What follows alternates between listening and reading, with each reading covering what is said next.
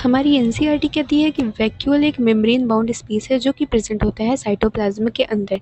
ठीक है, अगर हमारा जो प्लांट सेल है उसके अंदर कैसा वैक्यूल प्रेजेंट होगा, लार्ज सेंट्रल वैक्यूल प्रेजेंट होगा।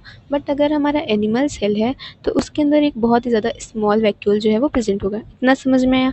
ठीक है, तो जो वैक्यूल होता है इसके अंदर क्या क्या प्रेजेंट होती हैं, वाटर प्रेजेंट होगा, सैप प्रेजेंट होगा और एक्सक्रीटरी प्रोडक्ट प्रेजेंट होंगी और कुछ अदर मटेरियल जो है वो जो कि सेल्स के लिए यूज़फुल नहीं है वो प्रेजेंट होगी हमारी वैक्यूल में। तो हम ऐसा कह सकते हैं कि वैक्यूल जो है वो एक तरह का स्टोर हाउस है।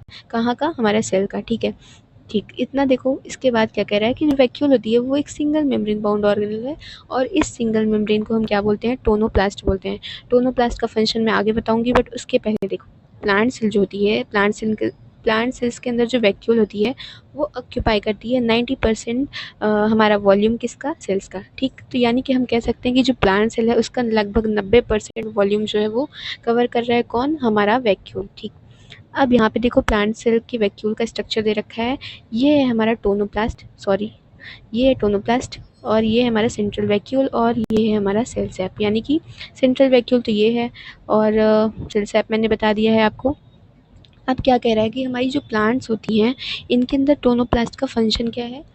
टोनोप्लास्ट के फंक्शन कुछ इस तरह है कि जैसे कुछ मटेरियल्स हैं जैसे कि आयंस और कुछ अलग अलग मटेरियल जिनका हमें ट्रांसपोर्टेशन में हेल्प करना है, तो वो कौन करेगा? टोनोप्लास्ट। कहाँ से कहाँ तक?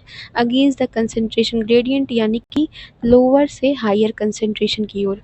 यानी लोअर से हायर मतलब कि साइटोप्लाज्म से लेकर वैक्यूल, यानी कह सकते हैं कि वैक्यूल कंसंट्रेशन हायर है एज कम्पेयर टू हमारा साइटोप्लाज्म। ठीक, अब देखो जैसे कि हमारा एमीबा है, अमीबा में जो है वो कॉन्ट्रैक्टाइल वैक्यूल प्रेजेंट होता है। क्यों? ताकि वो हेल्प कर सके किसमें? एक्सक्रीशन में और ऑस्मो रेगुलेशन में। वैसे ही हमारी कुछ सेल्स प्रोटिस्टा की ऐसी हैं जिनमें प्रेजेंट होता है फूड वैक्यूल। और ये कैसे बनता है? जब हम किसी पार्टिकल्स, मतलब जो हमारा प्रोटिस्टा है वो हमारे फूड पार्टिकल को इनगल्फ करता है तो क्या बनता है वहाँ पे? फूड वैक्यूल बनता है। ठीक है, तो ये था हमारा वैक्यूल, इसको हमने कवर कर लिया एज एनसीईआरटी जैसे जैसे जैसे इसने बताया है। और अगर टॉपिक समझ में आया हो तो कमेंट में ज़रूर बताना। Thank you.